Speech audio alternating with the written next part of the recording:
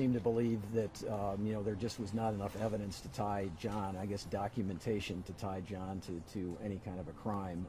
Based, at least that's what we heard from the the foreman of the jury. What's your thought about what he said?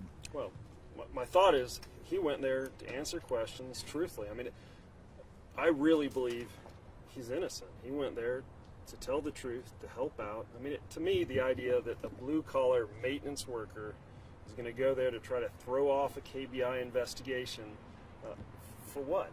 I mean, he doesn't have a vested interest in the company. I mean, he likes working there, but that doesn't pass the smell test. And frankly, that applies to Dave Hughes, too. These are hourly, blue-collar, good guys, salt-of-the-earth guys that really have no reason to go try to throw off a KBI investigation. It just doesn't make sense. What do you think helped convince the jury? Just that implication that they had nothing to gain?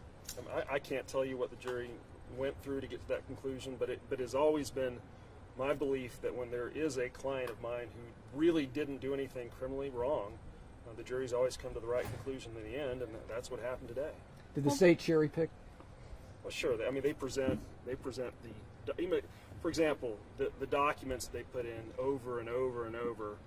There was a stack of 1,400 pages, and they selected those that are most favorable to their case, and that's their right to do. But their problem was those reports didn't go to our guys, right? Our guys simply do what the director of operations and management says. Hey, go fix this. Go do this. They're not the directors of the park. They don't make managerial decisions.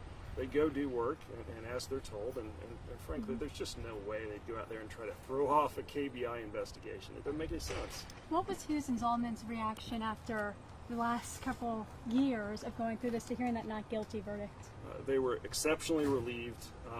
I can tell you this has been incredibly hard on them. There have been times where they wanted to throw in the towel and just be convicted, just to be done with it.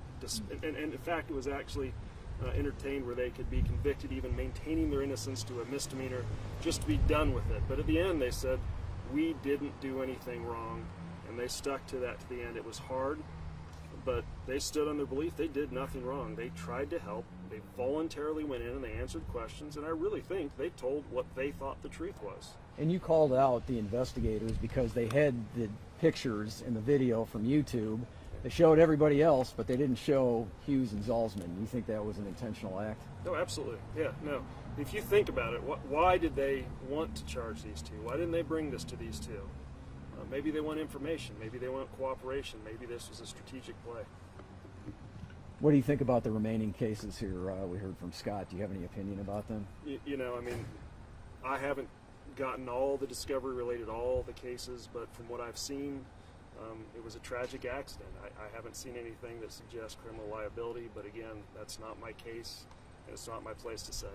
What about the fact, I'll ask you too, that this guy is the son of an elected official that's pretty high up in state government? Do you think that's played into how the state has handled this? God, I'd hope not, but kind of wonder sometimes.